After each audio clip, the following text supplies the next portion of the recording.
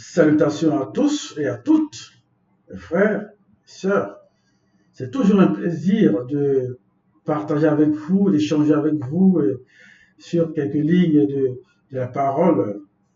Toujours un plaisir de, de faire des exhortations. Et comme à l'accoutumée, nous partons toujours dans la Bible, hein, la seule Bible authentique, sans erreur ni contradiction, sous la conduite de notre Mouledi, Zulu Lassan. Nous allons partir dans le livre d'Esombe. Ce patriarche puissant de Djopisabé, nous savons tous qui est Esombe, et le nom dans les faux Bibles qu'on lui a donné est Paul. Paul de Tarse, Paul, mais son vrai nom c'est Esombe. Esombe, un homme noir, hein, et ancré vraiment dans la spiritualité, hein, et qui aujourd'hui, ces écrits qui nous sont encore donnés, nous permettent de comprendre beaucoup de choses, de comment est-ce que nous devons vivre, nous devons marcher dans cette réalité visible sur le chemin de la sanctification. Donc, Esombe, comme j'avais dit, nous le connaissons, il a écrit beaucoup de choses, et même son livre, c'est la réconciliation. Quelle réconciliation? Mais la réconciliation avec le verbe de Loba. Parce qu'il a vu qu'à un moment, il fallait que le peuple se réconcilie avec le verbe de Loba, parce que le peuple noir, le peuple initial, a été détourné, hein, de sa racine. Donc, tous ces écrits, hein, les écrits de aujourd'hui nous permettent, hein, et qui a été révélé dans Karatambale, hein, et qui nous permet de comprendre beaucoup de choses spirituelles, hein, de comment est-ce que nous devons vivre. Nous savons tous que nous sommes de passage dans cette réalité visible. Nous sommes des exilés, nous sommes de passage. Et pour préparer le retour, pour préparer notre vie future, notre vie, comme on le dit, sans fin. Il y a beaucoup de choses à faire, hein, et la préparation, les comportements que nous devons faire, parce qu'il y aura un jugement. Et il faudra que nous soyons saints et propres pour qu'au jugement dernier, nous soyons dans de bonnes conditions. Donc, aujourd'hui, nous partons dans Esombe, chapitre 7. Chapitre 7 du verset 1 à 14. Le titre, c'est le procès contre des frères ou des sœurs. Le procès contre des frères ou des sœurs. Au verset 1, il est écrit, du chapitre 17, « Quelqu'un de vous, lorsqu'il aura un différend avec un autre, osera-t-il plaider devant les non-initiés, les blancs et les sans-mêlés, et non devant les initiés ?» Point d'interrogation. Esombe nous pose cette question par ses écrits. Je ne veux pas dire que Esombe était à une réunion où il s'adressait à ses frères et sœurs, hein, à une foule, et il a posé cette question. Et aujourd'hui, de par là, tout en découlant de ce qui s'est passé et les écrits qui sont aujourd'hui, nous le rappellent et nous posent cette question. À notre époque, quelqu'un de vous, lorsqu'il aura un différend avec un autre, osera-t-il plaider devant les non-initiés, les blancs et les sans-mêlés, et non devant les initiés? Là, nous rentrons en profondeur de la vie spirituelle. La question ici est posée aux frères et sœurs qui sont dans le verbe, qui ont accepté la parole portée par Djopisabé aujourd'hui. Toutes les révélations de notre Mouledi, Zulu Lassan, qui nous réconcilie avec le verbe, qui, par les écrits de Esombe, cette question nous est posée.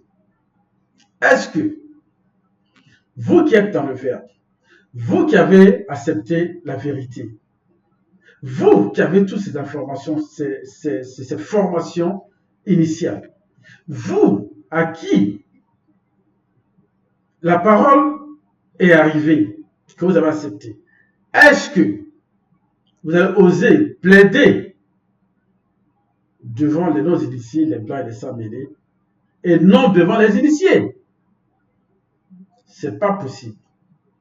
Étant spirituel, étant dans la vérité, connaissant la vérité, et accepter cette vérité apportée. Parce que nous tous, nous savons, nous venons de loin. Nous avons autrefois été dans les religions dites révélées, où il y a beaucoup de contradictions. Je ne veux pas m'étaler dessus. Mais aujourd'hui, nous avons accepté la vérité. Ceux qui ont accepté la vérité, vous qui avez accepté la vérité, est-ce que, la question est posée,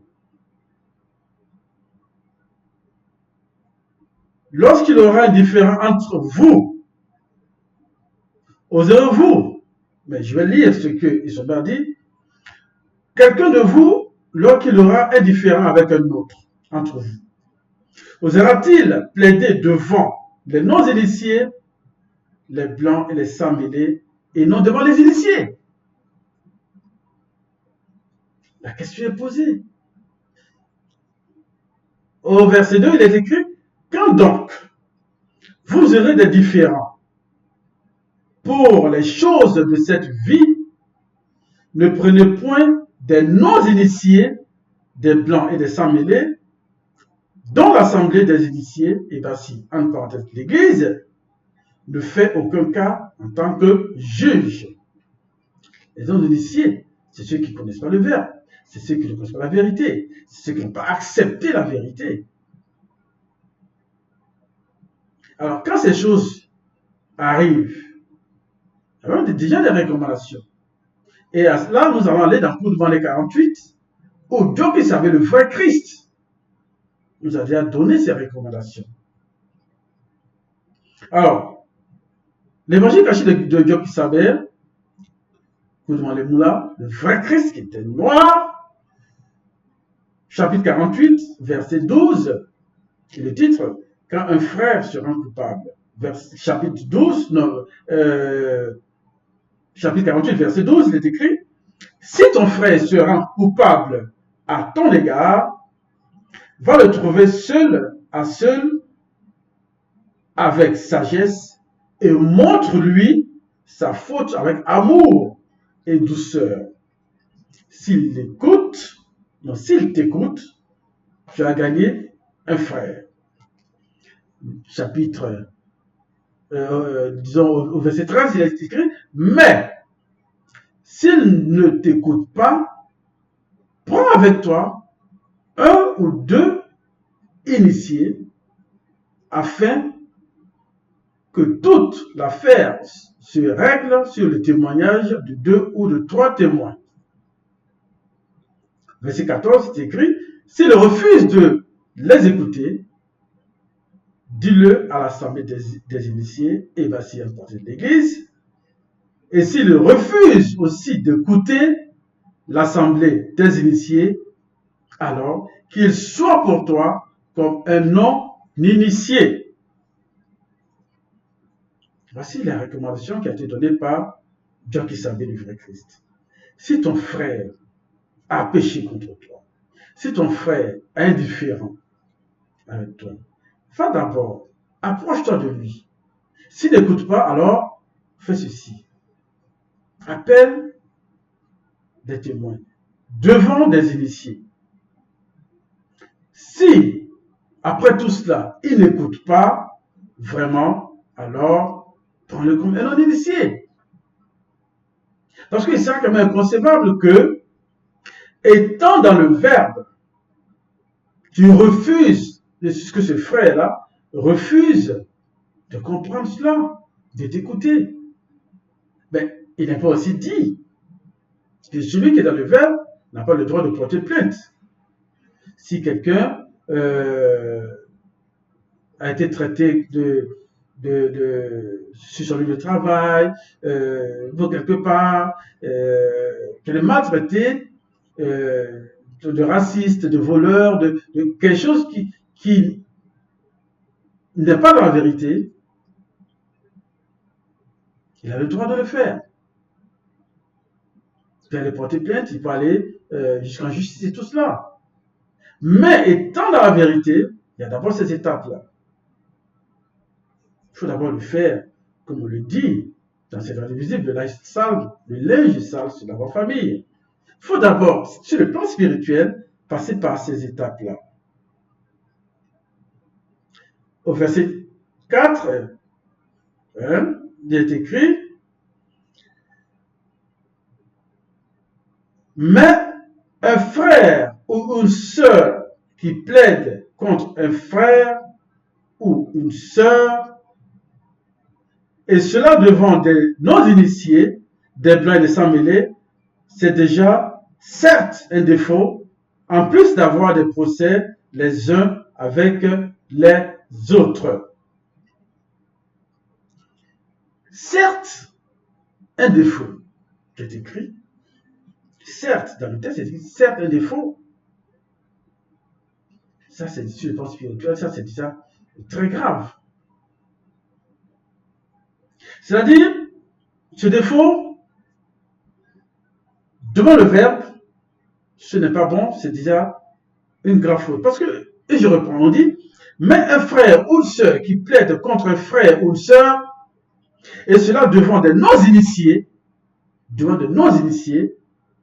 blancs et des sans-mêlés, c'est déjà, certes, un défaut, en plus d'avoir des procès les uns avec les autres. En plus d'avoir des procès envers les uns et les autres. Nous ne devons pas avoir le comportement des non-initiés.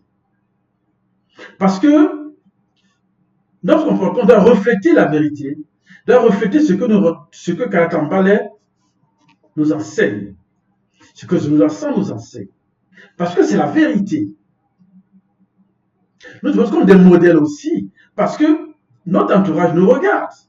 On regarde nos comportements. Ils vont se dire, mais ils ne font pas là, regarde ceux qui disent qu'ils sont dans la vérité, ils sont droits, qui prônent une bonne sagesse, une bonne vie spirituelle. Regardez vous aussi le comportement.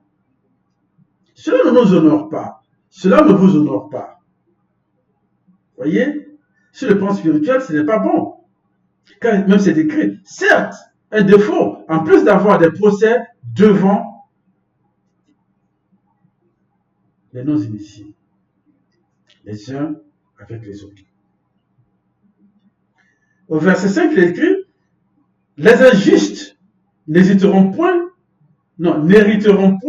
du grand ordre des choses, ni ceux non connus, c'est-à-dire les moqueurs, ni les idolâtres, les adultères, fornicateurs, efféminés, homosexuels, lesbiennes, pédophiles, assassins, voleurs, menteurs, hermaphrodites, prostituées, ivrognes, plagiaires, de ce qui est interdit par les initiés, sorciers et sorcières, polygames, cannibales, tatoueurs, asservisseurs, en parenthèse, esclavagistes, ni ceux qui prônent la haine n'hériteront du grand ordre des choses.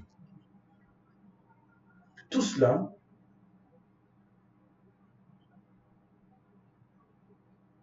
dans le grand ordre des choses, ce n'est pas permis. Ils n'hériteront pas. C'est des choses qui ne passent pas devant le Verbe. Ce n'est pas possible. Parce que nous savons tous qu'au dernier jour, il y aura un jugement. Et l'entité en charge du domaine de la nature, son vrai nom, Moudima Bekokisedi, ne l'acceptera jamais. Nous ne devons pas le faire. Donc tout ce qui a été cité, tous ces injustes, n'hériteront point du grand ordre des choses. Au verset 6, il est écrit, tout m'est permis, mais tout n'est pas utile. Tout m'est permis, mais je ne me laisserai asservir par quoi que ce soit. Tout m'est permis. Quand on est dans le Verbe, dans cette connaissance, nous avons la protection du Verbe. C'est pas parce que nous avons toute cette protection, cette grâce, que nous allons exagérer. Oui, parce que sur le Verbe, donc, je suis permis de faire des choses contre la loi. Des choses qui sont pas autorisées par le Verbe. Je suis permis de mentir. Je suis permis, par exemple, d'aller boire, ou d'aller escroquer les gens. Non! C'est permis, mais ce n'est pas utile. Tout me permet, mais je ne me laisserai asservir de quoi, par quoi que ce soit. Tout m'est permis, mais tout n'est pas utile. Il faut savoir faire la nuance de ces choses-là. Ce qui m'est permis, ce qui est de mon droit, ce que je dois faire, ce que je ne dois pas faire. Tous ces comportements ne doivent pas me permettre, ou bien ce qui me permet de me permettre d'exagérer dans ce que je dois faire, dans mon comportement.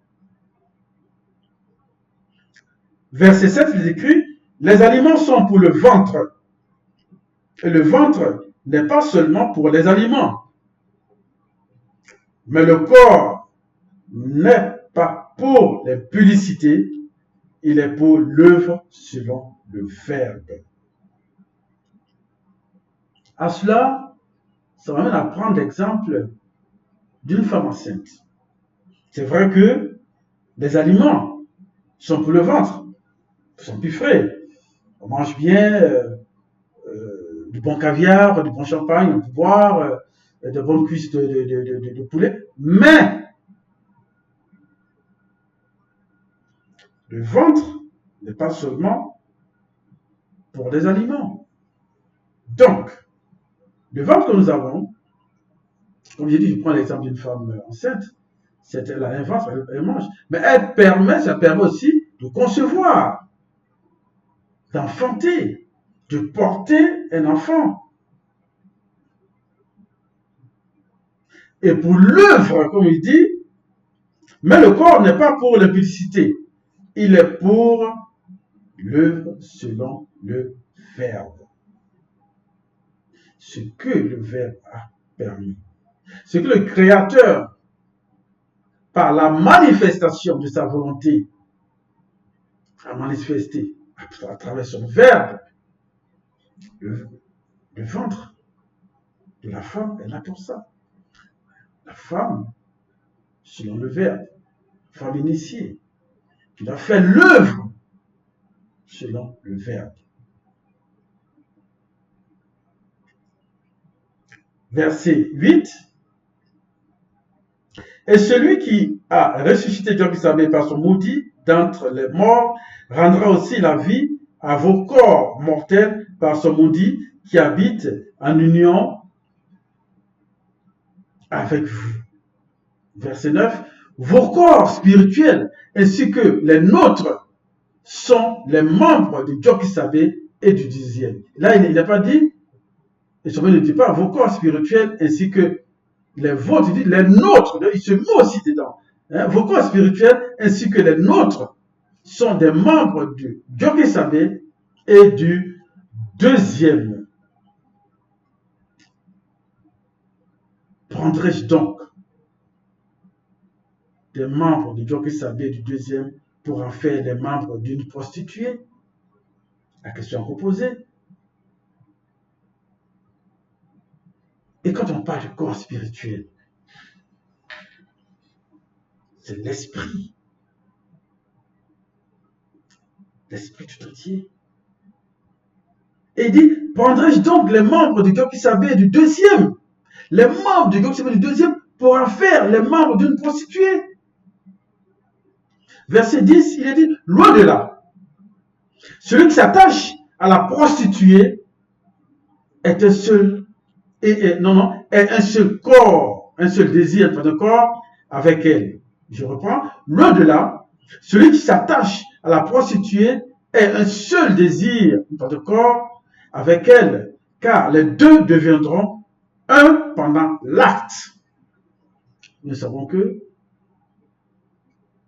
aller commettre l'adultère, aller avec une prostituée, c'est parce qu'on va avec une prostituée comme commettre l'adultère, mais un homme marié qui va avec une autre femme, c'est l'adultère.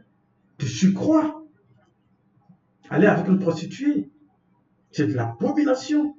Parce que le corps, c'est sacré, c'est le plan spirituel. Et quand vous êtes en union pendant l'acte,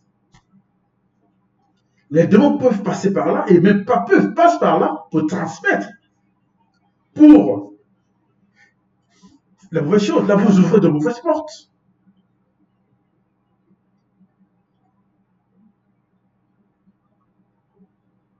Tiens, au verset 11, il a dit, mais celui qui s'unit au Verbe dans ces trois êtres devient comme une seule personne avec lui. Celui qui s'unit au Verbe, avec grand V, esprit, âme et corps. Celui qui s'unit au Verbe dans ces trois êtres, esprit, âme, corps, les trois êtres devient comme une seule personne avec lui, avec l'esprit, avec le Verbe. Quand ton esprit, ton âme, ton corps sont vraiment fusionnés. Prenons l'exemple, quand dans certaines situations, nous voulons prier pour avoir la grâce du Verbe de l'Oba, quand nous sommes vraiment concentrés, conscients de cela, quand nous sommes vraiment unis esprit à le corps, que nous prions, nous sommes liés directement au Verbe de l'Oba. Et cela nous ouvre beaucoup de grâce. Alors, si ce corps est souillé, cela ne marchera pas. Et Sombé nous donne ces conseils-là.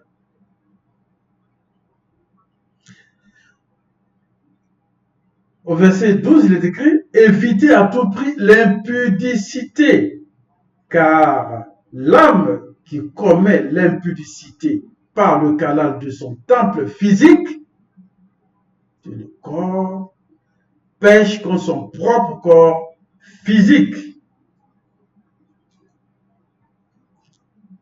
Le corps, c'est un temple sacré. Notre corps, c'est un temple sacré. Donc, évitez à tout prix l'impudicité, car l'âme qui commet l'impudicité par le canal de son temple physique, son corps, pêche contre son propre corps physique. Verset 13, nos corps physiques sont aussi ces temples sacrés et nous ne nous appartenons point à nous-mêmes. Je reprends, nos corps physiques sont aussi des temples sacrés et nous ne nous appartenons point à nous-mêmes. Nous devons nous laisser, nous contrôler tout ce que nous faisons. Car nos corps sont des temples sacrés, comme c'est écrit, ça nous le dit. Il y a des choses que nous ne devons pas faire. Il y a des comportements que nous ne devons pas avoir.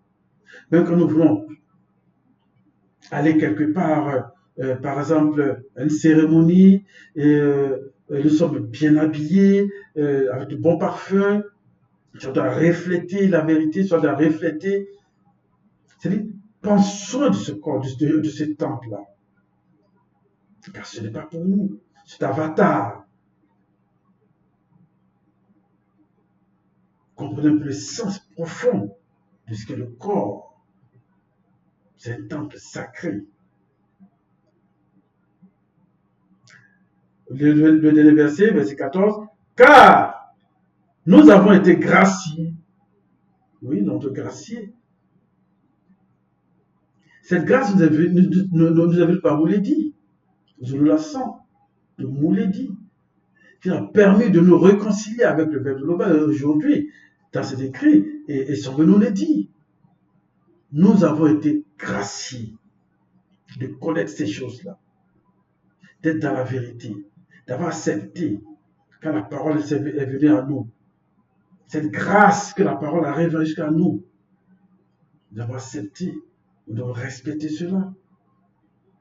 Nous devons nous aimer en frères et sœurs. Avec un amour, selon le Verbe. C'est vrai que le Créateur est au-delà de tout cela. Et cette grâce que nous avons, nous devons le comprendre. Et glorifier le Papa son Verbe. Et c'est écrit en dernière ligne. Glorifions donc l'Oba dans nos trois êtres, esprit, âme et corps. L'Oba est glorifié. Ainsi soit-il.